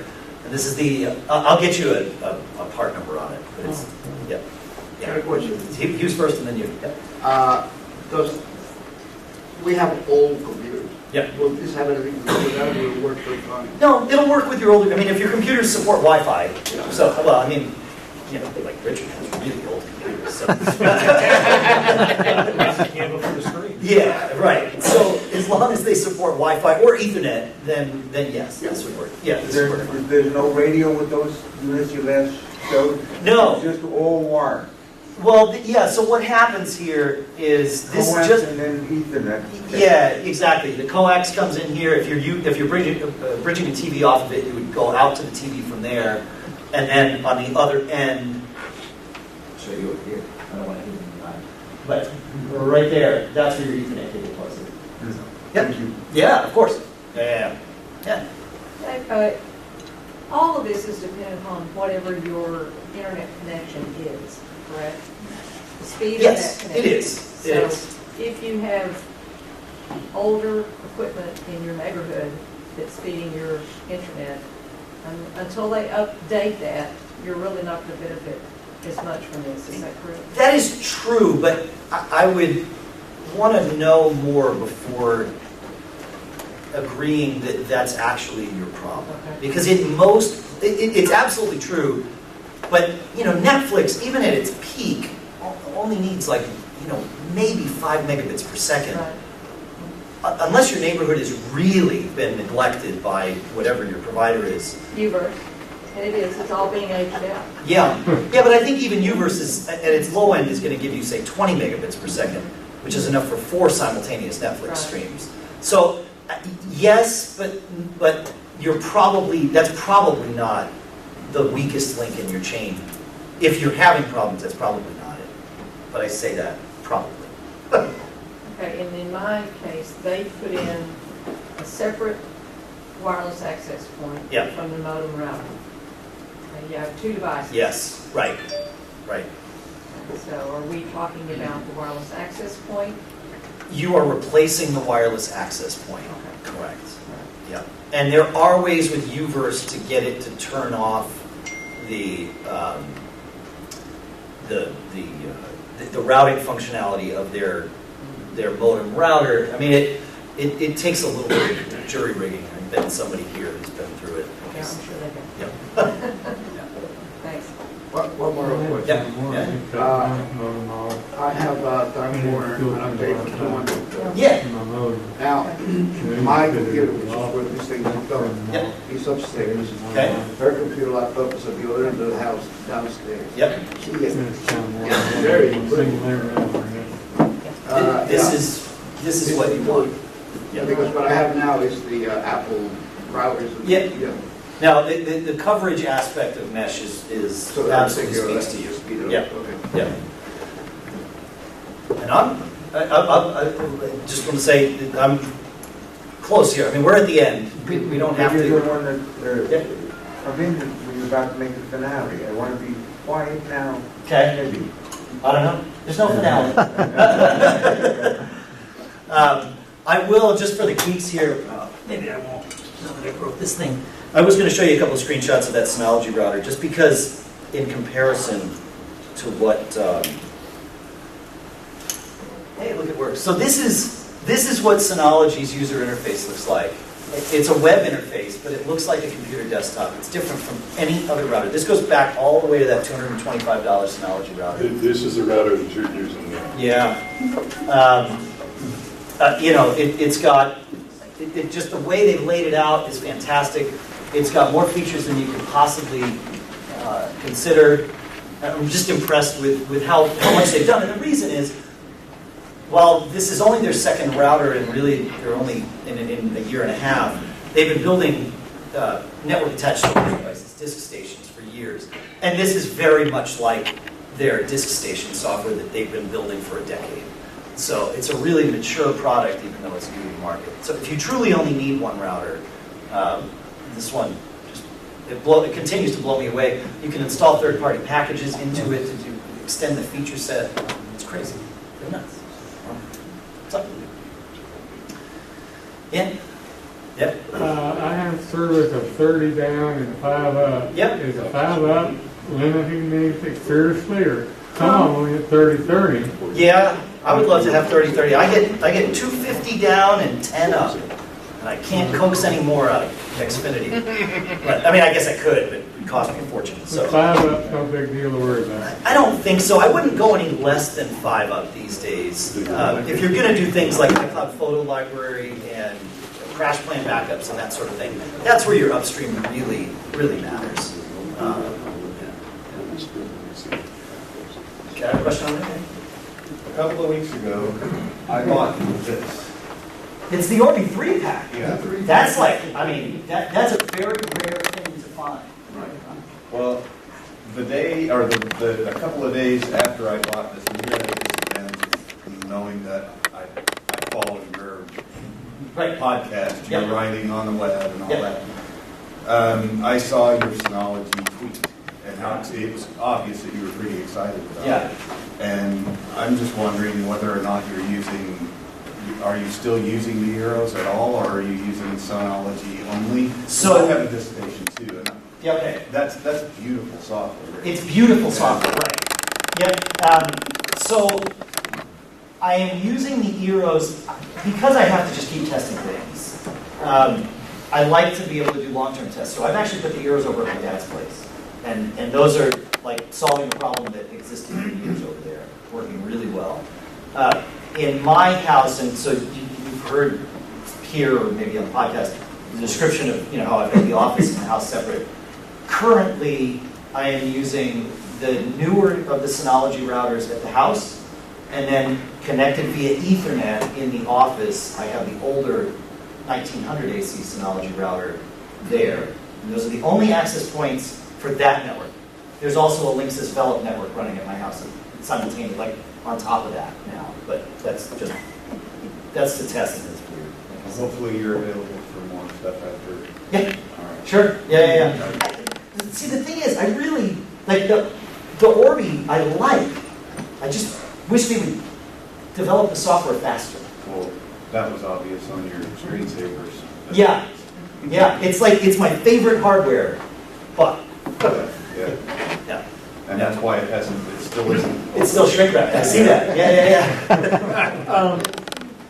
The 1900 versus the 2600. Yep. So the two major points of difference between those, and we're talking about the Synology, the 1900 versus the 26. The 1900 is a 3x3 router. The 26 is a 4x4. And the range on the 19 was fine. The range on the 2600 is amazing. And it's because it's got those four, and it can do that beamforming and all of that stuff.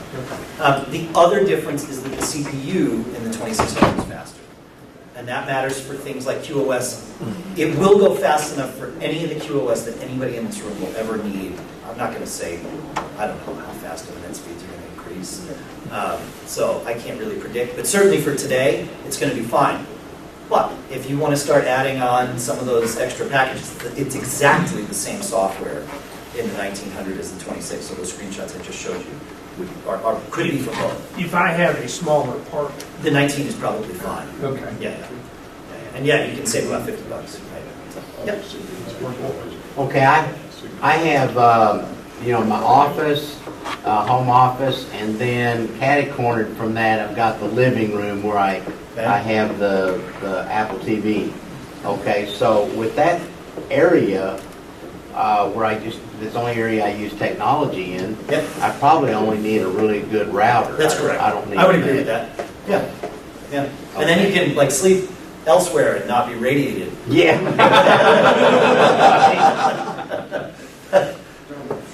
I know I'll stand here all day and answer questions. Where are we on time? When do you need to cut me off? The next SIG, the macOS SIG is coming up, so Okay. it just depends on when John, and Jonesy want to start that. Yeah. You tell me. I mean, I would say, I'm a captive 2-3 more questions. We probably ought to wrap it up. All right. Yeah. I have probably a 10-year-old router, a Linksys 2500 dual band. Okay, it's not 10 years old. Maybe 5. See, okay. Yeah. Well, I feel better. Okay. I have about a 2,000 square foot house. Yeah. The router is about a quarter of the way in diagonally in the house. Okay. Okay. And it's Etherneted to the cable modem. Sure, of course. The far bedroom, I get insufficient signal. Okay. If I switch to your Synology router, will I get good enough coverage? I know this is all objective. Yeah, I think so. I mean, so tell me this. How do you get any coverage? Yes. Okay. So it depends on which device Yep. and exactly where in the room. Yep. So the answer is probably yes. But it really depends on why. If it's just range, then yes, I would say you're going to see a world of difference. But if you have, a refrigerator that's or a ductwork or whatever you don't know is in the walls. I mean, maybe you built your house, so maybe you know. I do have Ethernet in the wall. Oh. Within so 15 feet of the place I want it. So here's what I do. I get one of the new Synology routers, right? Mm-hmm. Put that as your main one, and then take this old Linksys one and put it into bridge mode, and plug that in Ethernet on the other end, and you've created your own kind of quasi-mesh. Okay, will the network see that bridge access point as another device? Well, your router won't know anything about it, so this is dumb mesh, like we were talking about before. But what you would do is set the network name and security, like the network name and password, to exactly the same on both of them, and let your devices choose. Now, they're going to choose based on signal strength, but, I mean, that's going to work. Okay. And it'll save you a little bit of money. Yeah, that's actually exactly the setup I have. No, when you first entered, it said, this is my favorite router, and it's $225, I choked. Right. But, I haven't done it in a while. When I was advising other people who were initially putting in wireless systems, I would say, spend $65, $70. Don't go get a $40 router. Right. Which that seemed like pretty good advice at the time. I just need to adjust current Well, prices. I mean, like I said, you can get a decent router in the $100 range. It's not going to have the range of the 4x4 stuff, and that's where that will happen. One other, I've got a 100 down and 11 up, and I've got, along with my router, I have the airport. But the airport, the router, and everything is in the same room. Is that all I need? So your airport is not your router? Are you talking about Apple TV? Well, yeah, my airport is connected to my wireless router across the room. And that, I use that for backup, but it's supposed to... Oh, I see. Okay, It's gotcha. supposed to keep it fast, my Wi-Fi fast. Yeah, so you're actually doing sort of a quasi mesh setup with that, Apple's WDS mesh. So yeah, I mean, there is the old adage, and it definitely stands here. I don't practice it, obviously, but if it ain't broke, don't fix it. I mean, It's time to tweak. Yeah, well, that's the problem. If it ain't broke, fix it till it is. Yeah, that's the problem. That's how I live. So I've heard we are not having the Mac OS SIG today. Okay. Jonesy had to leave. Oh. So I drove him out. You're open for as many questions as people want. Yeah, my iPad works fine in the bedroom upstairs. I've got a TV that I brought in that it's not compatible with the old set-top box. Yep. And I'm thinking, why not just do Apple TV or any other? So what would you recommend I do? Your iPad doesn't get signal up there? It does. It It's does? fine, yeah. Oh, then I would just try an Apple TV. Is it? I mean, the radios in the Apple TV, here's the dirty little secret about the Apple TV. It's crazy. It's got 2 radios in it, 5 gigahertz and 2.4. It'll go super fast, and it has an Ethernet port on it. The Ethernet port's limited to 100 megabits, not gigabit. Why? I mean, but again, Netflix is, 5 megabits, so I mean, I guess when you're sourcing these things, if somebody's still making 100 megabit Ethernet ports, maybe they're cheaper than gigabit Ethernet ports. But yeah, Ethernet on the Apple TVs. But it's got fine wireless. I mean, it's actually great wireless. Is there also the old units of Apple TV? The original new ones? No, the new ones are all 100 megabit. No, I got the old one, this one. Oh yeah. That one too. That one too. Yeah, I don't think they've gone past it. Yeah. Doesn't some regulation by the government limit how far, let's say the 2.4 Yes. will go? Then why is this unit that you recommend have a much longer range? What is it, the antenna design or what? It's not that the government limits how far it can go. The FCC limits how much power a radio can put out. So the trick is, okay, given that limitation, what other things can we do to get this signal over there? And part of it is like the beamforming that we talked about, where it's choosing which antennas to talk with. The other is, like I said, some with external antennas, they're able to get the tip of the antenna far away from the CPU and the power supply, so you have less noise, electrical noise in the circuit. Netgear has gone so far down that path as to create what they call active antennas. So each antenna has its own discrete power supply that only sends enough power to the antenna and is completely separate internally from the rest of the electronics.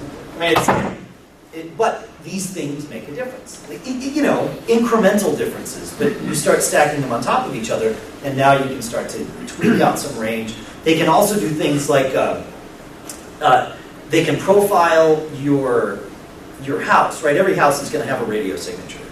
And so it can quickly profile your house and decide, okay, this is what noise exists sort of as a baseline. And some of these folks are even sending out that same signal 180 degrees out of phase to cancel some of that noise and bring it down. And then that allows you to get a higher... The real trick, when you're looking at the... No, we're geeky now. When you're looking at the signal strength, really what you're looking at is the delta between... You're looking at the signal to noise ratio, right? So the trick is not so much getting the signal, but getting the difference between the noise and the signal there so that you can get some data in. It doesn't matter if that happens up here or down here. You need that's where the magic lives. So that's how, as technology progresses, people kind of find the experiment between. It's fun. Yeah. That's what turn on some people call phased array. And there was something with a used satellite that had a phased array on it. And you mentioned that in beamforming, it knows where your computer is and picks a way to communicate with it. Yeah. Can a satellite figure out where I am, to phase the array to energy exchange, so it has all these channels of directions as well as frequency to multiplex things? I don't know if one satellite could figure out where you are, because I haven't dug into that, but certainly multiple satellites could, right? They could triangulate. So this just about anything. beamforming might be something in the internet that goes from the satellite that the guy who's into free enterprise rockets is, I forgot his name. Yeah. Musk. Yeah, that's it. Yeah. He might have something with phased array, with multiple satellites localizing me, and have these channels of direction to multiplex stuff to me at high speed. It could. All over the world. It could. Free, maybe. Well, I don't, it depends on free is interesting, right? Nothing's free. It's more practical to say that maybe you could build a satellite with phased array for lots and lots of money to target a military installation in order to get the best possible information into a combat situation. That would seem more... Something going to a house is ridiculous. Well, I mean, it depends on whose house. My house, yeah, that's ridiculous. Not his in Washington either. Right, exactly. Any comments on the D-Link product? Yeah, I like, they've got a mesh thing coming.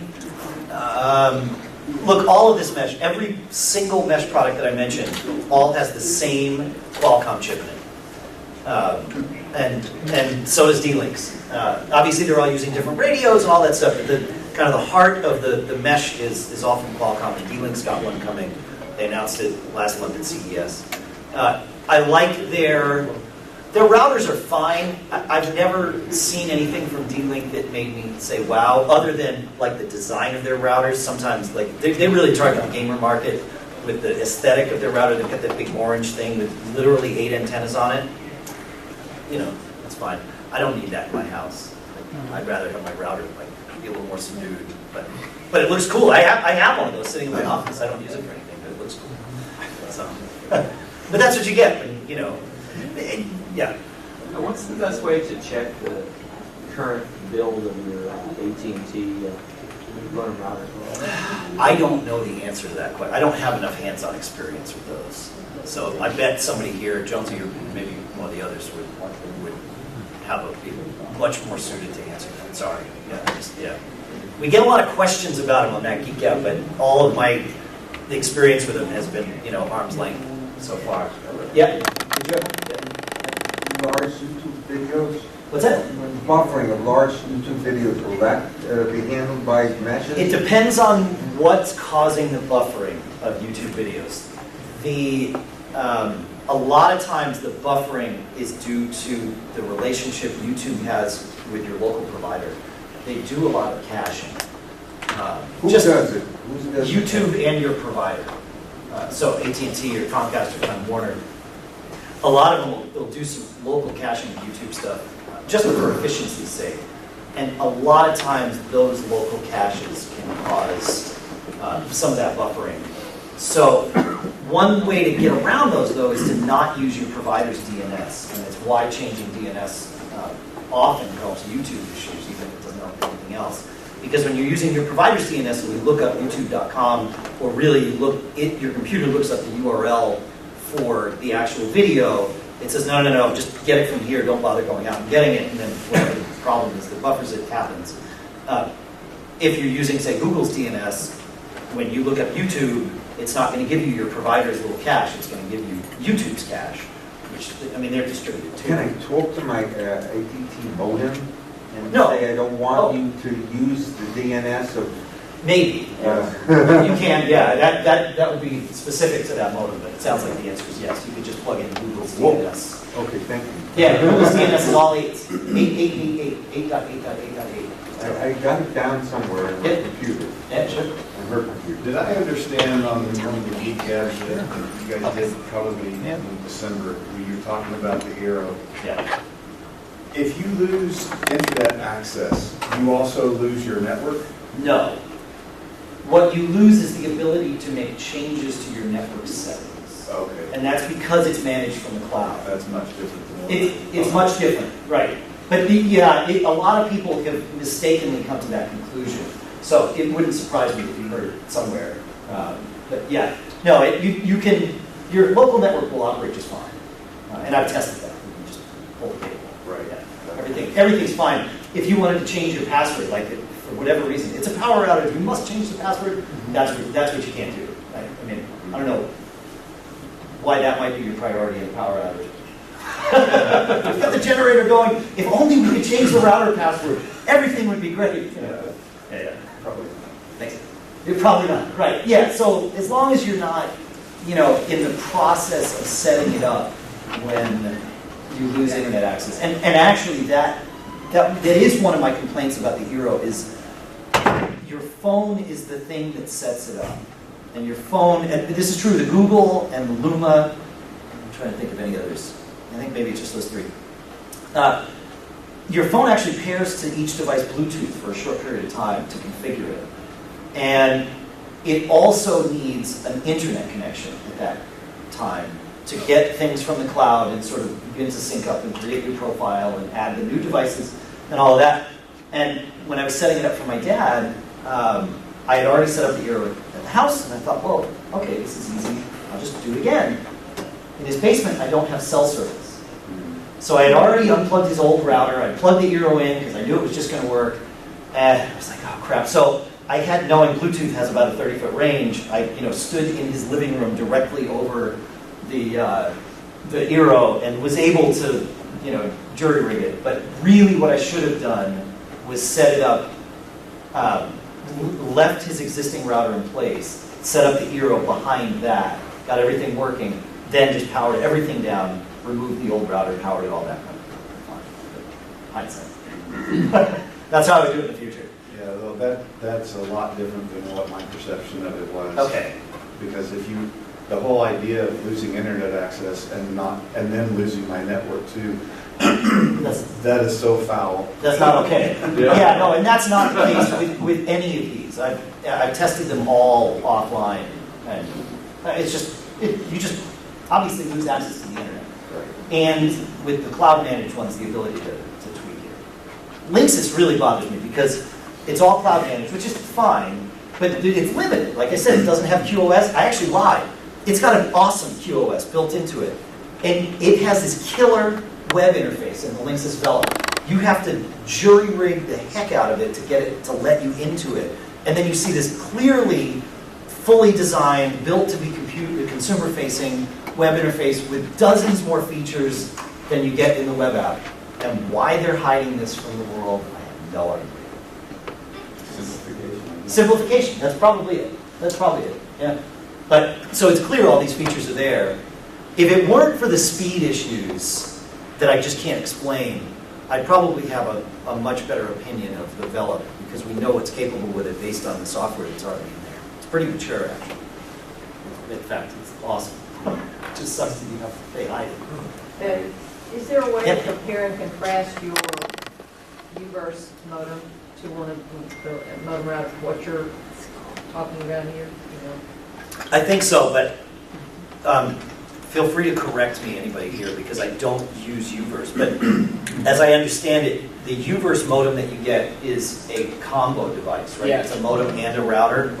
And it's difficult, but not necessarily impossible to turn off its router functionality. Correct. No, you can via web interface. You can now? Yes. Okay, great. It's not easy, but you can. But it's doable. Okay, so the difference is, what we're talking about here is essentially the router side of it separate from the modem side. So you still need a modem to get you your internet connection in, whatever that might be. And then you would plug any of these things that we've talked about into that. These are, in that sense, they're not UVerse, but they are universal. Once you have an internet connection on Ethernet, then these sort of take it from there and do all the magic. Does that make sense? It does. Yeah. And I think therein lies the continuing problem that we have, though, which is our internet connection is the problem.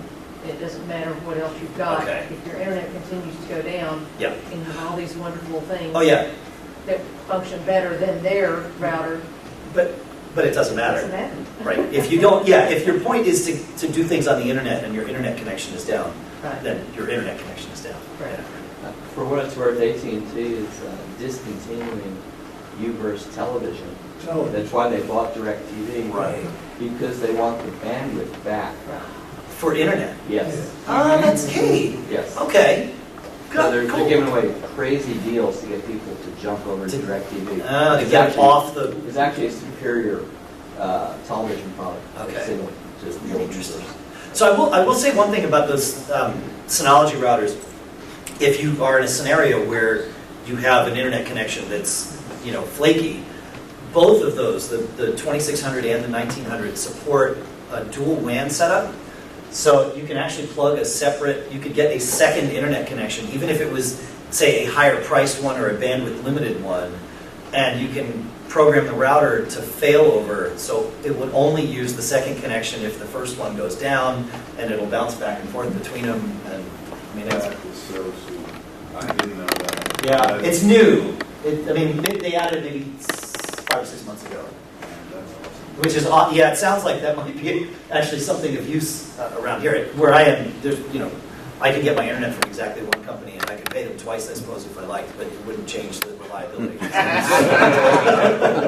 so I choose not to.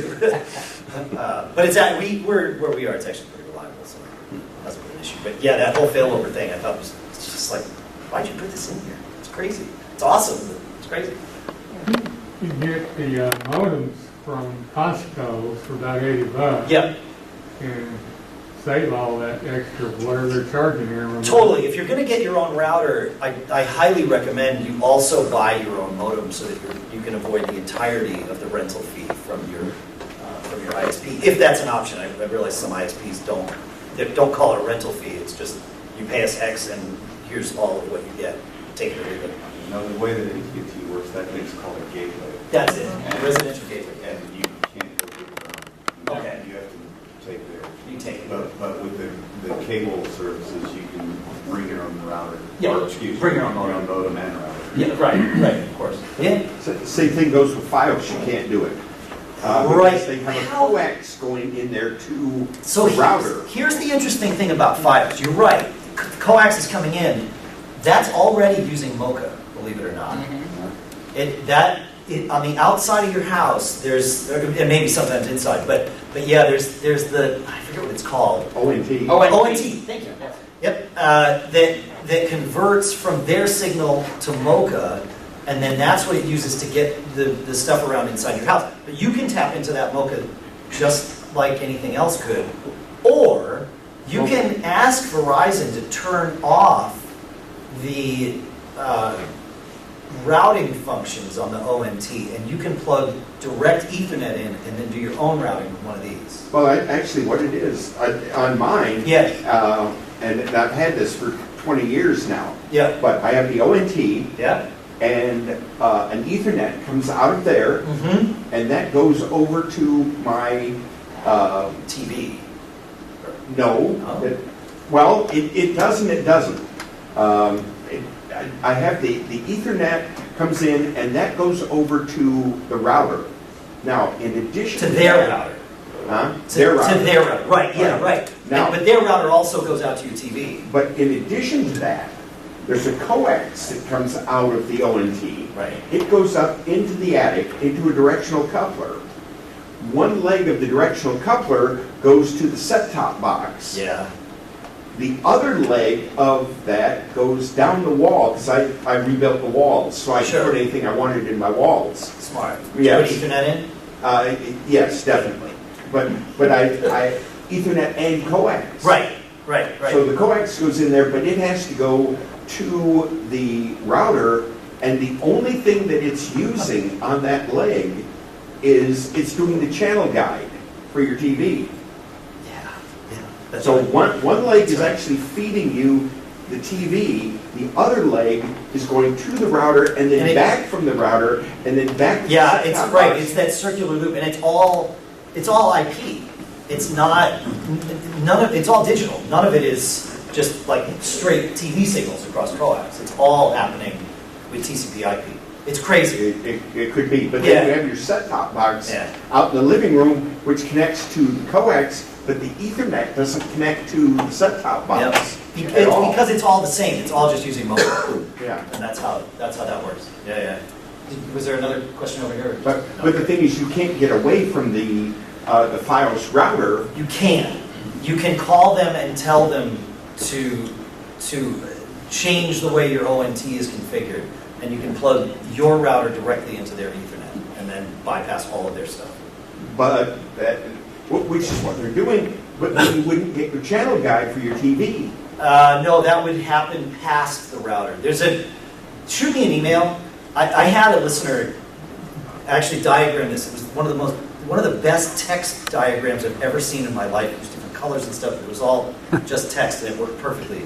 So I actually I've sent that to a few people, and well, I mean, and I don't even really care, right? Because I have the Verizon router. I turned off the wireless on the. Yeah. Okay. Well, it's not Verizon anymore; it's Frontier. But anyway, I turned that off, and then I come out of the router to another place in that same room, which has an Airport Express, an Airport Extreme. I go into the Airport Extreme, come out of the Airport Extreme to go back to a gigabit switch, which has everything hooked up to it. Yeah. All right. So I have nothing hooked up to the router except the Apple. That makes sense. Yeah. As circuitous as it is, yeah, I can see that. Yeah. But the thing is, when I plugged that into the Apple came up and said, "I see you have another router. You want me to go in bridge mode for you?" Right, because it sees. Sure. Okay. You know, but I mean, it took care of everything. Yeah. And it's like, okay. Yeah, it's a little convoluted. All right, like I said, I'm here for questions. I'm just gonna go pack my stuff up, but happy to answer questions while I do it. Thank you so much.